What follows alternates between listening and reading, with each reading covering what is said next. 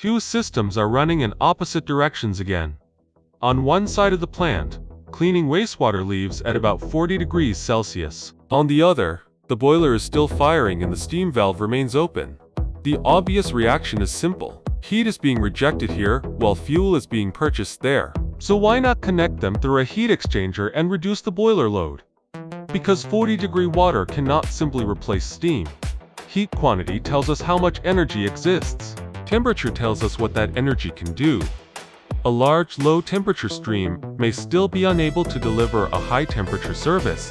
Consider an illustrative beverage plant. Cleaning wastewater is available at about 40 degrees. The fresh water enters at 15 degrees, and the process target is 80. Now do not start by choosing a heat exchanger or a heat pump. Start with 4 temperatures: source inlet, minimum allowable source outlet, sink inlet, and the real sink target. A single reading near 40 degrees is not enough. Some limits on the source may come from deposits, corrosion, water treatment, or process rules. They may allow cooling only to 30 degrees, or perhaps 25. The sink may not truly require 80 degrees either. The utility system may simply have supplied that temperature for years. Now, if one of these 4 values is missing, the exchanger area may be wrong. Heat pump capacity and expected steam displacement may also be wrong. For a liquid stream, available sensible heat can be screened from flow, heat capacity, and allowable temperature drop.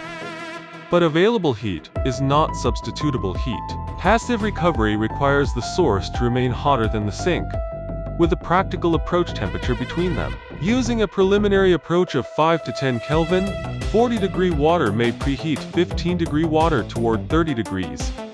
It cannot deliver 55-degree water through a passive exchanger, so it cannot directly become high-pressure steam. And that is not a weak heat exchanger, it is a temperature boundary. The useful question is not whether 40-degree waste heat has value. Instead, ask which part of the heating duty it can replace. We'll now draw a temperature versus heat ladder, or a TQ diagram. The first stage is direct recovery. Now, when the two flows are properly matched, fresh water can be preheated from 15 to roughly 30 degrees. This uses an existing temperature difference without compressor work.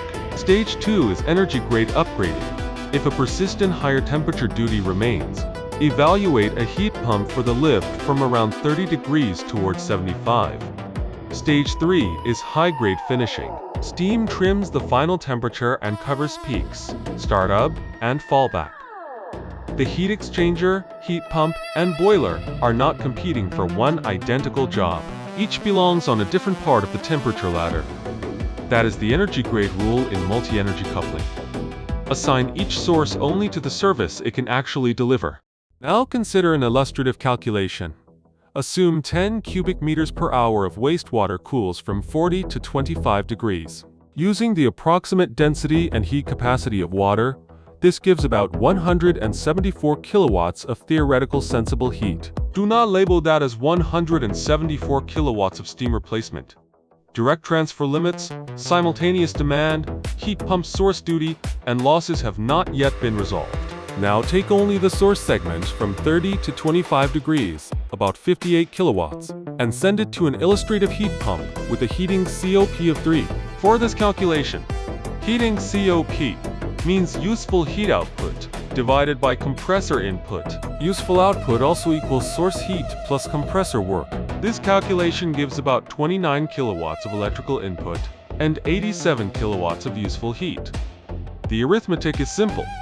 58 plus 29 equals 87. These terms must not be counted twice, and this example is not a product guarantee. Most common optimistic error is the internal temperature lift. Teams subtract 40 from 80, get 40 Kelvin, and copy a COP from a brochure. But the refrigerant must be colder than the lowest source temperature to absorb heat. The refrigerant must also be hotter than the highest sink temperature to reject heat. At a source outlet of 25 degrees, the refrigerant must evaporate below that temperature.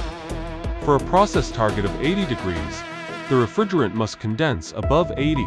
The machine therefore crosses a larger lift than the two process labels suggest.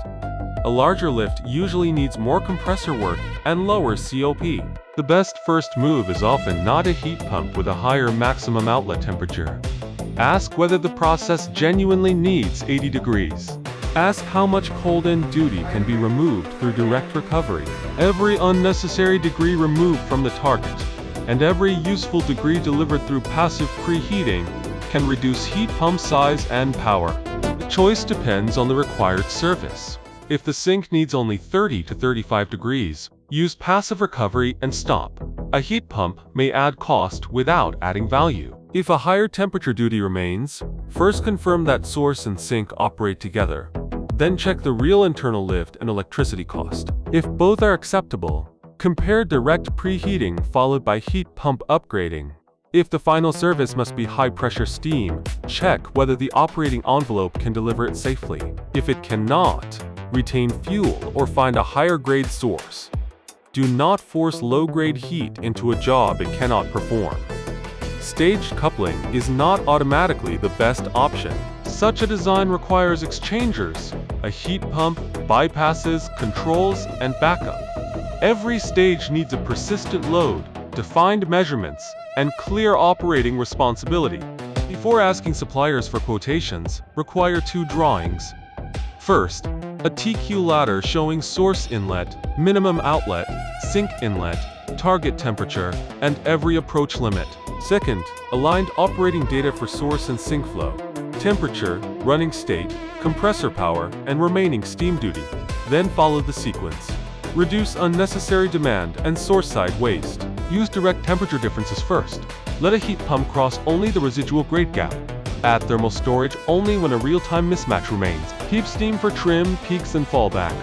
Multi-energy coupling explained, Episode 2. Available heat is not the same as substitutable heat.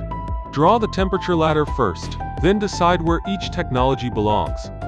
Next, spatial mismatch. If 2 plants are only 1 building apart, why can the pipe cost more than the equipment?